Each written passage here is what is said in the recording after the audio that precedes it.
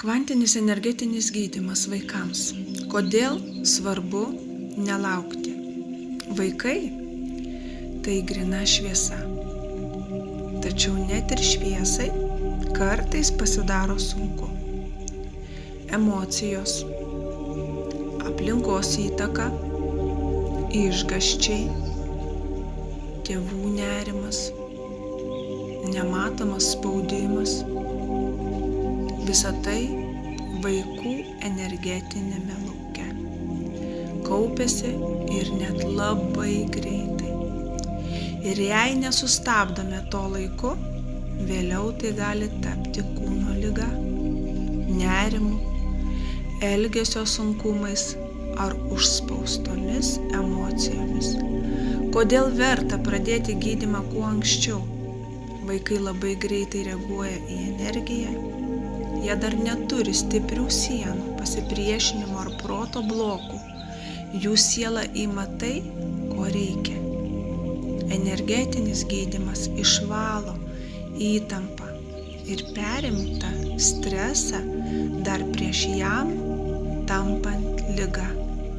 Vaikas gali nepasakyti: bijau, pergyvenu, jaučiu spaudimą, bet jo laukas tai rodo. Energetinis kanalas tai pastebi ir gydo. Gydymas stiprina vaiko imunitetą, nervų sistemą, vidinę vaiko ramybę. O ramus vaikas tai sveikas vaikas. Ne tik fiziškai, bet ir emociškai. Energetinis gydymas vaikui gali padėti, kuris dažnai serga. Vaikui, kuris jaučia nerimą, stresą, nepasitikėjimą savimi. Vaikui, kuris pergyveno galbūt tėvelių skyrybas, pokyčius, patyčias mokykloje ar darželio įtampą. Net kūdikiui, kuris dar nekalba, bet viską jaučia. Svarbiausia tėveliams nelaukti. Kūnas duoda ženklus tik tada, kai energetinis laukas nebegali susitvarkyti vienas.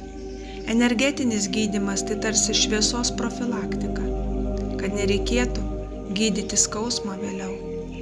Jeigu pradėsime nuo mažų žingsnelių šiandien, rytoj vaikui nereikės nešti to, ką galime paleisti dabar. Pasirūpinkime savo vaikučiais kuo anksčiau. Tai labai svarbu, tėveliai. Išgirskite ir padėkite savo vaikams.